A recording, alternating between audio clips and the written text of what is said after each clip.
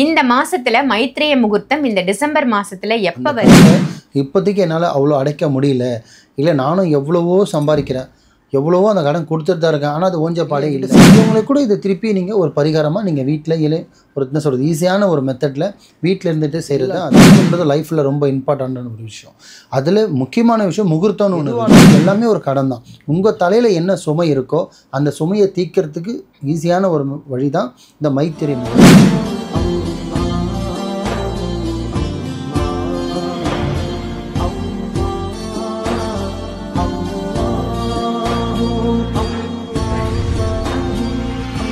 மருஜன்ம நேயர்கள் அனைவருக்கும் அன்பான வணக்கங்கள். புழல் காவாங்கரை MM டவர்ஸ்ல இருக்கக்கூடிய மாலிக் பாய் அவர்களை தான் சந்திக்க வந்திருக்கோம். வணக்கம் பாய். வணக்கம்மா. நல்லா இருக்கீங்களா? நல்லா இருக்கம்மா. நீங்க எப்படி இருக்கீங்க? ரொம்ப சிறப்பா இருக்கேன் பாய். ஒவ்வொரு மாசமும் நீங்க புது புது தகவல் கொடுக்குறீங்க. அதே மாதிரி ஒவ்வொரு மாசமும் நீங்க கொடுக்கக்கூடிய மிக முக்கியமான பதிவுல ஒன்று இந்த மைத்ரேய முகூர்த்தம். இந்த மாசத்துல மைத்ரேய முகூர்த்தம் இந்த டிசம்பர் மாசத்துல எப்ப வருது? இது பத்தி நீங்க ஆல்ரெடி ஒரு பதிவு போட்டிருந்தீங்க.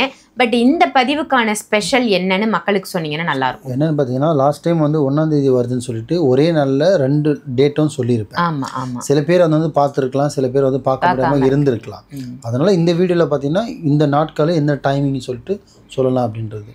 இப்போது இந்த டிசம்பர் மாதம் பார்த்தீங்கன்னா வர 11ஆம் தேதி புதன்கிழமை, இப்போ வர புதன்கிழமை அன்னைக்கு வர 11ஆம் தேதி புதன்கிழமை மத்தியான வேலை பார்த்தீங்கன்னா 2:40க்கு மைத்திரை முகூர்த்தம் ஸ்டார்ட் ஆகுது. எப்போ ஸ்டார்ட் ஆகுது? வரும் 11ஆம் தேதி. ஆமாம், வரும் 11ஆம் தேதி புதன்கிழமை 2:40. 2:40லேருந்து 4:40க்குள்ளே நான் சொல்கிற மாதிரி அந்த விஷயத்த செஞ்சிடணும்.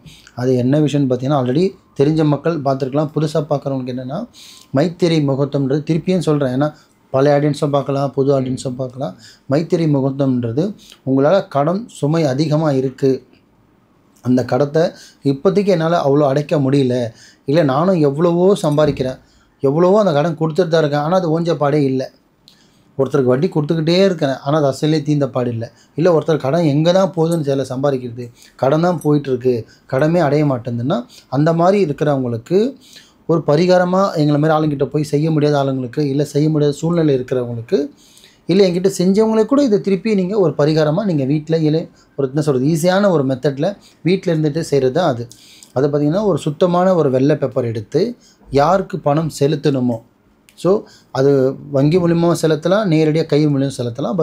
செலுத்தின மெத்தட் சொல்கிற ஒரு ஒயிட் பேப்பர் எடுத்து மேலே மைத்திரை முகூர்த்தம்னு எழுதி இன்னொரு மகள், இப்போ எக்ஸாம்பிள் என் பேர் மாலிக் பைனா, மாலிக் பை வந்து ராஜாவுக்கு காசு கொடுக்கணும், இன்னாருக்கு இன்னார் இவ்வளோ கொடுக்க போகிறேன், இந்த தொகை அவருக்கு மட்டுமே சொந்தமானதுன்னு எழுதிட்டு அதை மடித்து வச்சு சாமியாரையிலையோ இல்லை பூஜாரிலையோ இல்லை ஒரு பீரோலையோ சுத்தமான இடத்துல வச்சுருந்து அந்த டைம் அந்த 2:40லேருந்து 4:40க்குள்ளே நேரடி போய் செலுத்த முடிஞ்சால் நேரடியாக கையில் கொடுத்துட்டு இந்தாங்க ராஜ் இதை வச்சுங்க என்னால் முடிஞ்சுது.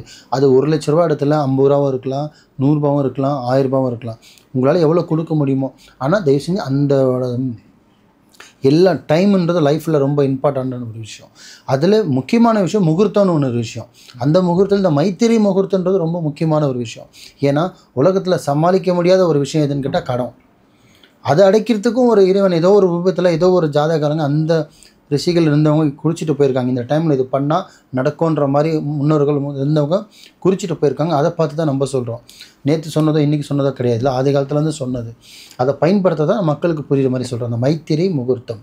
ஸோ அந்த 2:40லேருந்து 4:40க்குள்ளே அந்த காசை எடுத்துன்னு போய்ட்டு அவங்ககிட்ட செலுத்திடலாம், இல்லை பேங்க்கில் கொடுத்து செலுத்தலாம், இல்லை ஜிபேயில் கொடுத்து செலுத்தலாம். நான் கொடுத்துட்டேன்னு நீங்கள் சொல்லணும், அவர் வாங்கிட்டார்னு சொல்லணும். அவர் ஆத்மாத்மமாக அந்த காசை நீங்கள் கொடுக்கணும், ஏதோ வேண்டா வெறுப்பில் கொடுக்கக்கூடாது. அதே மாதிரி காசு ஒருத்தர்கிட்ட கொடுக்கறதுக்கு இன்னொருத்தர்கிட்ட கொடுத்தும் அனுப்பக்கூடாது. யார் வாங்கியிருக்கீங்களோ அவங்க போய் வாங்கினவங்கிட்ட செலுத்தணும். யார் கடன் வாங்கினாங்களோ அவங்க தான் டைரெக்டாக கொடுக்கணும், அவங்க தான் போய் கொடுக்கணும். ராஜா வாங்கிட்டு குமார்கிட்ட கொடுத்தமிச்சா குமார் போய் கொடுத்தா எப்படி சரி வரும்? அப்படி வராது, அப்படி கொடுக்கவும் கூடாது.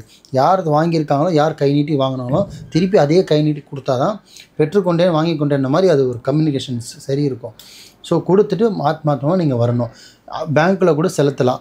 இல்லை பை அந்த நேரத்தில் பேங்க் இல்லை, ஏடிஎம் இல்லை, மறுநாள் தான் எல்லாமே இருக்குது, ஒரு ஃபெசிலிட்டி இருக்குன்னா ஸோ அந்த 2:40லேருந்து 4:40க்குள்ளே செலுத்த முடிஞ்சால் நேரடி போய் செலுத்தலாம். அப்படின்னா மறுநாளாவது போய் வங்கியில் போய் செலுத்தலாம். இது வந்து நீங்கள் வந்து ஒருத்தர்கிட்ட காசு வாங்கின அடம் தான் அடைக்கணுமா? நான் டிவாக வச்சுருக்கேன், பேங்க் லோனாக இருக்குது, பர்சனல் லோனாக இருக்குது, பேங்க்கில் இடம் வாங்கின லோன் இருக்குது, நான் வீடு கட்டின லோன் இருக்குது, அதுவுமே கடன் தான். கை நீட்டி காசு வாங்கினதான் கடன், வட்டிக்கு வாங்கினதான் கடன் கிடையாது.